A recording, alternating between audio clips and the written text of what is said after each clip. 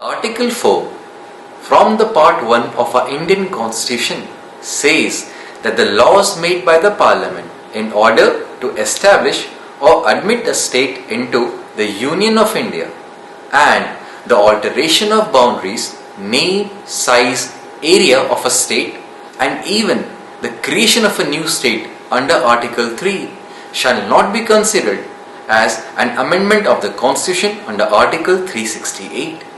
So there is a provision in our Constitution under Article 368 that tells us which and what part of our Constitution can be amended and how. So from the provision of Article 4, we can infer that any law made by the Parliament to bring about a change in the political map of India shall not amount to constitutional amendment. Therefore, these laws are to be passed by simple majorities of the members present and voting.